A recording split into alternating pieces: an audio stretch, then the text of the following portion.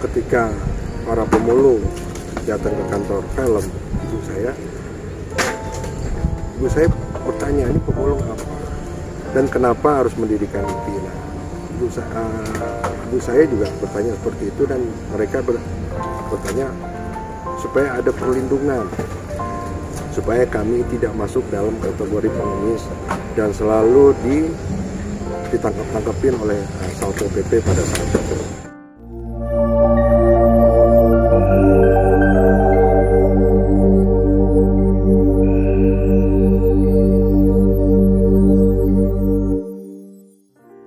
Ya, saya Prispoli Lengkong, saya diberikan mandat dan dilantik menjadi Ketua Umum Ikatan Pemulung Indonesia di tahun 2014. Nah, berdirinya IPI di tahun 1991. Kenapa kita ada di IPI? Kenapa IPI ada di Indonesia? Karena di tahun itu para pemulung di tahun 90-an, 80-90 itu para pemulung masuk ke kategori gepeng.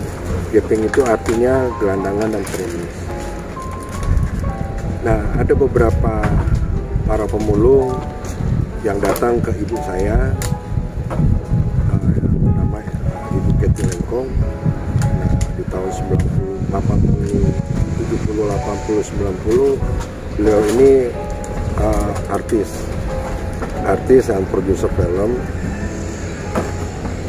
Datang beberapa pemulung yang datang ke kantornya ibu saya untuk mendirikan IPI, Ikatan Pemulung Indonesia. Nah, ibu saya juga nggak tahu profesi pemulung itu seperti apa, dan ibu saya kaget juga ketika para pemulung hadir di kantor beliau untuk mendirikan IPI, karena pada saat itu ada saya, yang saya tahu itu ketika para pemulung datang ke kantor film ibu saya bertanya, ini pemulung apa, terus bertanya juga profesinya apa dan kenapa harus mendirikan IPI. Nah, ibu saya juga bertanya seperti itu, dan mereka bertanya supaya ada perlindungan, supaya kami tidak masuk dalam kategori pengemis dan selalu ditangkap-tangkapin oleh Satpol PP pada saat itu. Dan juga tempatnya, gubuk-gubuk mereka kadang-kadang digusur, karena para pemulung pada saat itu bertinggal di tempat atau di lahan yang tidak bertuan. Di dasaran itu ibu saya berpikir ini kemanusiaan dan perlu dibantu. Akhirnya ibu saya bilang, ya udah, saya bisa nggak ketemu para pemulung dan datang ke komunitas para pemulung. Nah, pada saat itu yang kita datangi waktu itu di Cempaka Putih, Senen, proyek Senen. Dan saya ikut hadir juga mendampingi ibu saya untuk datang ke komunitas-komunitas pemulung waktu itu di Jakarta. Ya, kita merasa prihatin, merasa juga perlu ada organisasi yang menanggulangi dan membina dan melindungi para pemulung. Akhirnya ibu saya merasa terpanggil untuk hal itu, dan berdirilah IPI. Dan kita para pemulung di Jabodetabek hadir pada saat itu. Kita undang untuk datang ke kantor film ya, itu di proyek Senen ya, di gedung UNAS. Pada saat itu mereka datang dan mendaulat almarhum ibu saya untuk menjadi ketua. Nah, kita membawai Jabodetabek pada saat itu.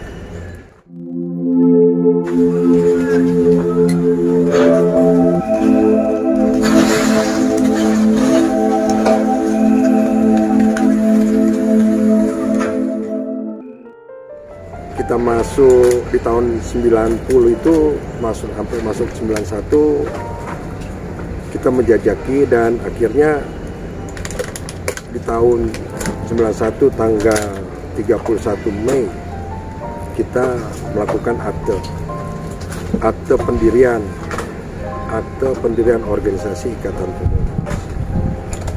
Nah, di situ baru kita menyatakan lahirnya IPI pada tanggal 31 September 1991. Nah, berjalannya waktu 1 tahun kemudian, jadi tahun 1992 dan 1993, waktu itu presidennya Pak Harto menyatakan bahwa pemulung itu adalah Laskar Mandiri pada saat Hari Kesejahteraan Nasional.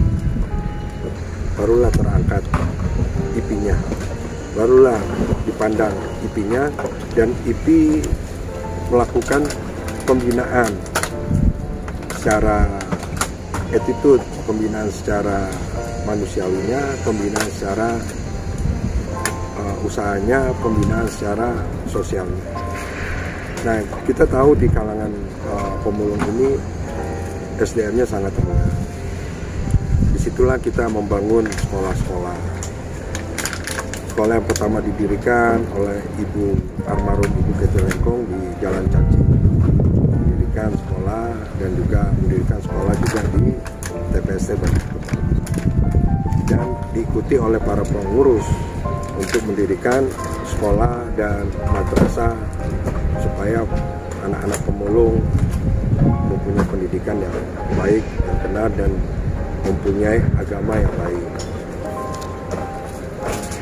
Dan berkembanglah IPI ini ke seluruh Indonesia, dan kita menyatakan waktu itu di tahun 1993 menyatakan bahwa IPI ini hubnya nasional, dan kita mendaftarkan ke waktu itu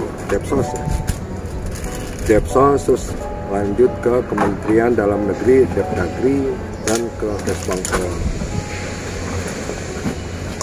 Nah, di tahun 2014 almarhum ibu saya meninggal. Nah, setiap 5 tahun kita mengadakan pemilihan ketua umum. Nah, setelah pemilihan ketua umum selalu yang ditunjuk selalu ibu saya, dan akhirnya lah sampai meninggal di tahun 2014 tanggal 22 Februari. Nah, di sanalah para pemulung, para pelapak yang bergabung di IPI pada tahun 2014 itu ada 18 provinsi di seluruh Indonesia. Akhirnya saya didaulat di tahun 2014 untuk menjadi pengganti almarhum ibu saya, dan saya akhirnya dipaksa oleh para pengurus dan juga diberikan mandat kepada para pengurus, pemulung, dan pelapak keliling di Indonesia. Akhirnya saya dilantiklah menjadi ketua umum Ikatan Pemulung Indonesia, dan saya sudah menyebarkan sayap di 25 provinsi. Nah, sekarang ini DI Yogyakarta mau bergabung, jadi kita anggap ada 24 provinsi. Di era saya di tahun 2014, 2015, 2016 saya sosialisasi ke 16 provinsi dan mengembangkan ke provinsi-provinsi lain, yang sekarang menjadi ada 26 provinsi yang bergabung di Ikatan Pemulung Indonesia. Nah, di tahun 2017 saya menggalakkan Rakernas ketiga, karena sebelumnya ada dua kali Rakernas, dan sekarang yang 2017 dan akhirnya terlaksana di 2018 Rakernas IPI yang ketiga kita canangkan di Taman Mini tanggal 10, 11, 12 Desember 2018. Lahirlah program-program kerja. Salah satu program kerja adalah pembinaan sosial, pembinaan sosial yang artinya kita tahu bahwa pemulung di Indonesia ada yang ber-KTP dan ada yang tidak ber-KTP.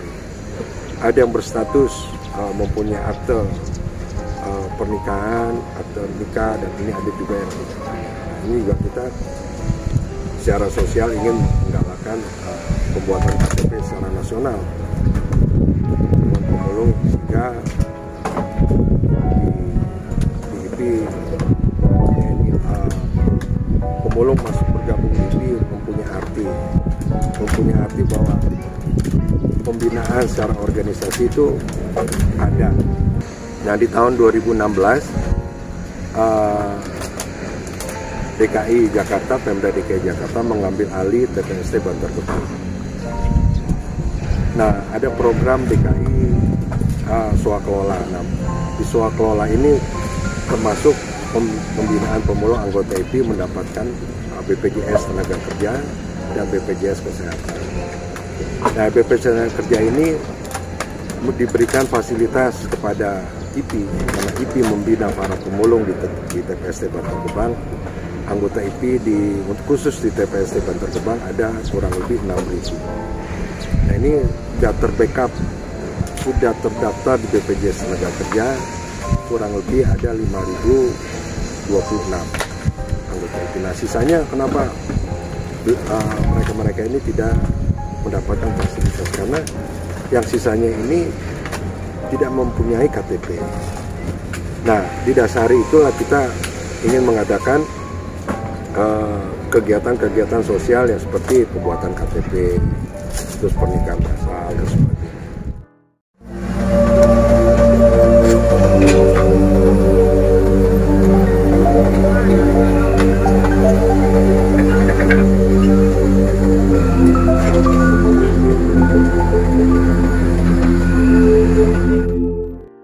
Nah, di tahun 2018 lahirlah program kerja di bidang usaha adalah KIPUP Indonesia, Kawasan Industri Pemulung Indonesia dan Kawasan Usaha Indonesia. Ini bertujuan bahwa di IPI ini kita ingin mengembangkan usahanya untuk meningkatkan pendapatan dan kesejahteraan di kalangan di tahun 2019 sampai 2020 kemarin. KLHK melakukan riset bersama dengan konsultan SWI untuk meriset pengolahan sampah. Ya, syukur alhamdulillah bahwa sektor informal adalah pemulung, IPI sudah melakukan pengelolaan sampah di Indonesia 80%. Ini sangat membanggakan bagi saya sebagai ketua umum bahwa pemulung sudah melakukan pengolahan sampah dari plastik, kertas, logam, dan besi itu udah 80%. 80% ini di seluruh Indonesia bahwa kita adalah pahlawan lingkungan, pemulung adalah pahlawan lingkungan. Ini juga sudah ditetapkan di tahun 2020 melalui Ibu Menteri KLHK menyatakan bahwa pemulung adalah sektor informal yang sudah melakukan pengolahan sampah, udah pemilahan sampah, penyampaian sampah di bawah 20%. Nah, yang 25% ini ya ada bank sampah, ada TPS 3R. Nah, masuk tahun 2019 saya menggalakkan KIPUP di Indonesia yang disponsori oleh Li Mineral. Kita buka pertama di Sukoharjo, Jawa Tengah, Solo Raya di Sukoharjo, terus berkembang ke Karanganyar, terus juga di DKI, terus di Banten, dan di Jawa Barat di Bandung. Nah, ya karena kita juga masih untuk KIPUP masih dalam pembelajaran supaya pengolahan sampah yang dikelola oleh pemulung ini berbasiskan manajemen yang baik dan rapi. Dan cita-cita KIPUP ini juga ingin mengajak para pemulung masuk ke sektor formal supaya keberadaan para pemulung tidak hanya dipandang sebelah mata, tapi kita menganggap pemulung ini adalah bagian dari satu profesi, satu pekerjaan yang mulia, memungut sampah dan bisa menghidupkan para pemulung, bisa menyekolahin anak-anaknya, bisa menyusui anak-anaknya, dan bisa mensejahterakan keluarganya. Nah, ini juga bagian dari IPI untuk mengangkat harkat martabat pemulung yang berkesinambungan melalui pengembangan usaha yang berkelanjutan melalui KIPKUP Indonesia. Nah, ini kita punya target sampai di 2024 di 26 provinsi paling tidak satu provinsi mempunyai satu KIPKUP untuk penanganan sampah. Nah, yang kita mau kerjakan di KIPKUP ini bukan hanya daur ulang saja, tapi plastik residu pun kita olah menjadi bahan baku bangku, meja, palet, dan papan, balok untuk mendirikan rumah. Di tahun 2016 kami di IPI di era saya sudah ingin mengadakan yang disebut kampung pemulung. Kita juga sadar bahwa di kota-kota besar selalu dibilang kumuh oleh pemerintah daerah maupun pemerintah. Nah, didasari itulah kita ingin mendirikan kampung pemulung di komunitas-komunitas kita supaya mereka bisa tinggal layaknya warga negara Indonesia, tidak lagi digubuk, tapi mereka juga manusia, warga negara Indonesia yang punya hak hidup yang layak sebagaimana masyarakat umum. Nah, harapan penanganan sampah di Indonesia ini kita juga yang tadi sudah saya sampaikan melalui KIPKUP. KIPKUP ini isinya ingin mensejahterakan pemulung dan juga meningkatkan pemulung dan mengurangi sampah yang berbasis koperasi. Nah, kita di tahun 2010 sudah melakukan koperasi di perwilayah, khususnya di Korwil IPI Kota Bekasi, namanya Kopelindo. Nah, di Kopelindo ini kita ingin mensejahterakan dan ingin nanti ke depan, sekarang ini kan pemulung ngambil sampah tidak dicatat secara manajemen. Melalui KIPKUP kita berharap ada peningkatan pengurangan sampah di tingkat nasional, dan juga nanti dievaluasi di akhir tahun 2022 ini kita mengadakan rakernas. Nah, harapan kita satu, pemulung masuk ke sektor formal supaya keberadaan pemulung diakui secara resmi lah oleh pemerintah pusat dan mempunyai.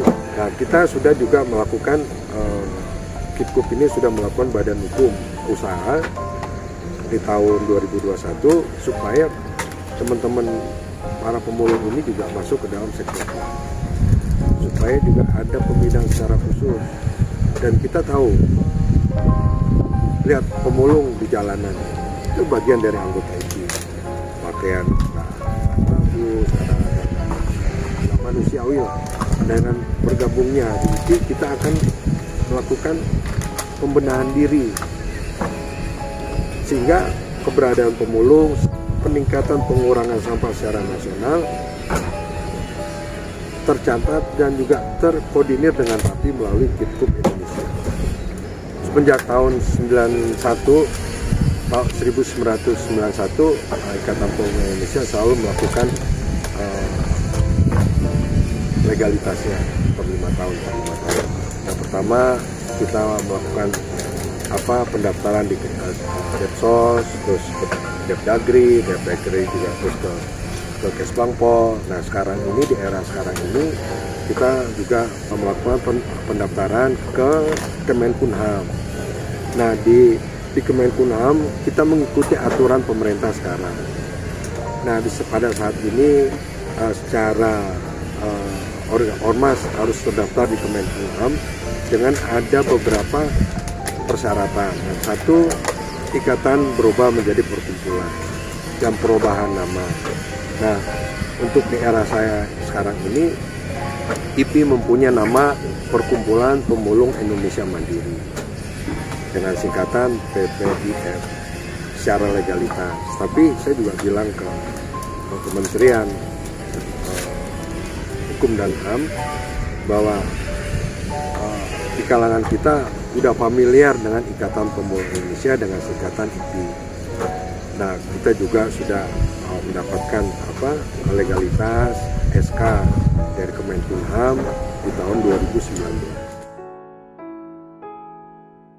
Saya menjabat sebagai Ketua Korwil, juga saya mendirikan sebuah koperasi di Badan Usaha Koperasi, namanya Koperasi Pengelola Limbah Koporindo. Jadi koperasi ini tujuannya untuk membina para pemulung, tentunya juga para pelapak dan bos-bosnya yang tergabung di Ikatan Pemulung Indonesia. Untuk mengenai di koperasi ini, untuk istilahnya membawai ada namanya Badan Usaha Koporindo, yaitu koperasi yang tergabung di IPI. Saya mengajak kepada teman-teman pelapak dan juga para pemulung, artinya bahwa koperasi ini untuk menjembatani di bidang usahanya.